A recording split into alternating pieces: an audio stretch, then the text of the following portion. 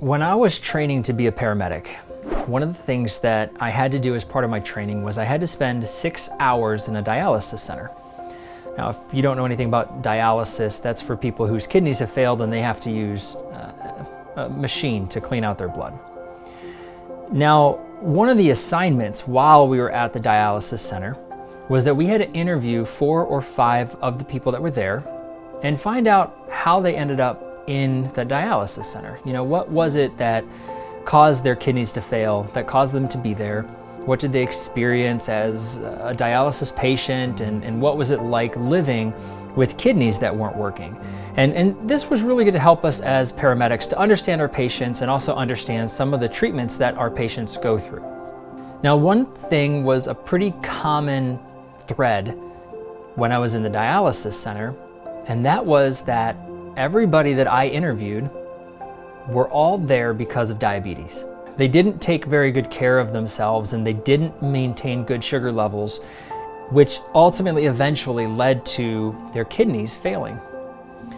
I remember that night very well because there are a lot of things in life that we can be afraid of, and all of us have a number one fear. And when I came home that night, I told my wife that I figured out what my number one fear was. More than anything, more than public speaking, more than spiders, more than snakes, I was terrified of getting diabetes. Now fast forward 3 years, I'm sitting in my doctor's office. I said, "Doc, I'm having some issues. My optometrist actually told me to come and see you. I'm very thirsty. I'm drinking a lot of water and my eyesight is blurry." And she said, "Well, let's run some tests." And when she did, she ran the test, left the room, and came back. And she just stared at me. And she said, "Roy, I'm sorry to have to tell you this, but you have diabetes."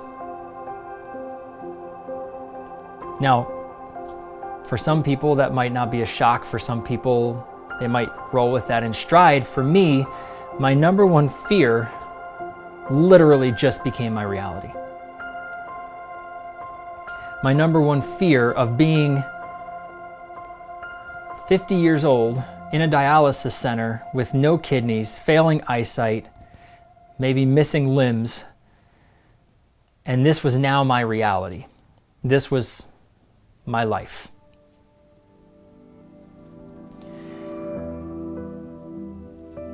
I found out some things afterwards, though. I did more research and I found out that the reason that people ended up in a dialysis center because of diabetes, the reason people lost their eyesight because of diabetes, the reason people lost limbs or were bound to a wheelchair because of diabetes was because they didn't maintain it and they didn't take care of themselves. Now let me make something perfectly clear. There is a lot of confusion about the difference between the multiple types of diabetes. I am what you call a type 1 diabetic. That means that my pancreas doesn't work, my body doesn't produce insulin, and so it doesn't matter how much diet and exercise that I do, my diabetes will never go away.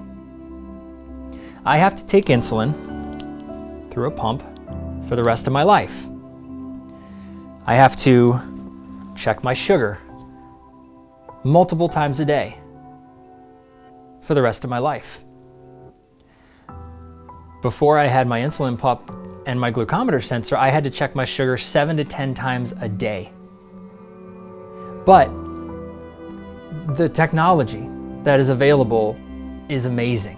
Things like continuous glucose monitors that tell me what my sugar is at any given time. I can literally look at my pump and I can see what my sugar is, 155. That's a little bit higher than I'd like it. But I can see it. I don't have to check my sugar 7 times a day now. I only have to check it 2 to 3 times a day. I have to poke a tube into me every 3 days so that I have new insulin tubing, so that my body doesn't build up a resistance to it or build scar tissue, which makes it impossible to receive the insulin. Every 7 days, I have to poke a new sensor into me so that I can tell what my sugar is on a regular basis.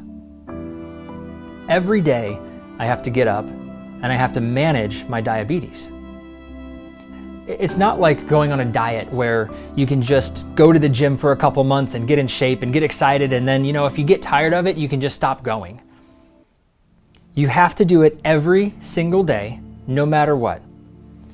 No matter if the insulin pump goes off 5 times overnight because you tangled up your tubing, or because your sensor is not reading correctly, or because it lost signal, or because it was high, or because it was low. You still have to wake up the next day and you have to be prepared to manage your diabetes. But this was the key changing point for me. This is the point that diabetes went from a fear, my biggest fear, to being something that I knew that I could manage, and I knew I would do whatever it took. And it goes something like this. I was afraid of losing my eyesight. I was afraid I wasn't going to see my kids get married, or graduate from high school, or graduate from college. I was afraid I wasn't going to see my grandkids because I lost my sight to diabetes. I was afraid that I was going to lose my feet or lose my legs and not be able to walk my daughter down the aisle because of diabetes. I was afraid that I was going to be in dialysis 3 times a week for 4 hours, freezing cold, as they pumped the blood out of my body into a machine to clean it and back into my body because my kidneys had failed because of diabetes. But I decided, after some depressed days, that I wasn't going to let diabetes beat me, because I want to see my kids graduate. I want to see them get married. I want to see my daughter in her wedding dress. I want to see my grandkids. I want to walk my daughter down the aisle. And I don't want to lose my kidneys and end up in a dialysis center. And the best thing that I found out was that I am capable of managing my diabetes.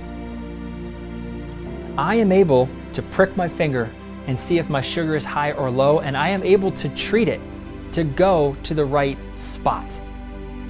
I can keep my sugar, what we call in range, 96% of the time because of the tools that society has provided for me, because of my insulin pump, because of my glucometer.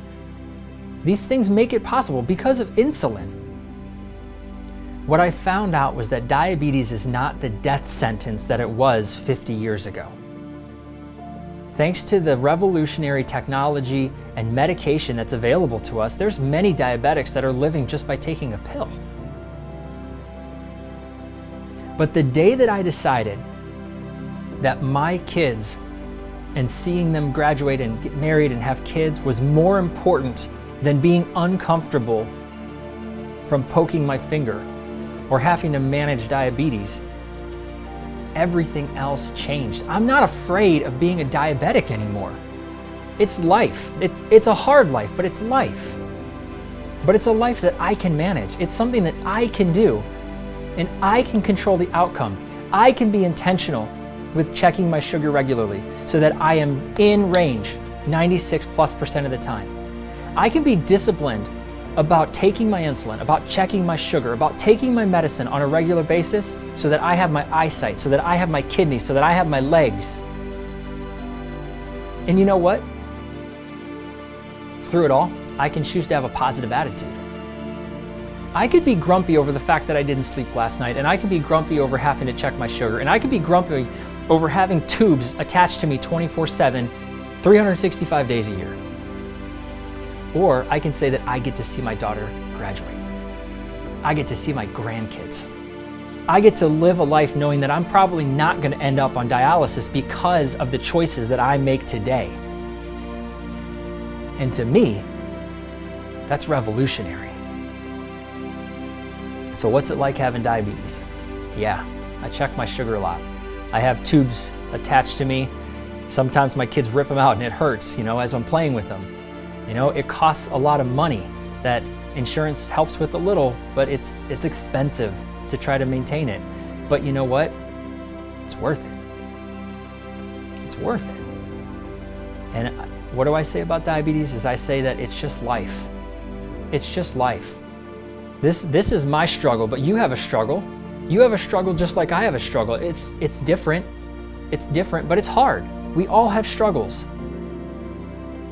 But if I'm intentional, if I'm disciplined, if I take action and do the things that I need to do, and if at the end of the day I learn from the things that I did wrong and I apply them to my life, and I focus on the things that are important to keep me out of the dialysis center that I was so afraid of 5 years ago, and I do it all with a positive attitude, then not only am I, 1, successful at managing my diabetes, 2, on a great path to see my future grandkids and to walk my daughter down the aisle, but I'm also setting an example to my kids that says that it doesn't matter what struggles we come to.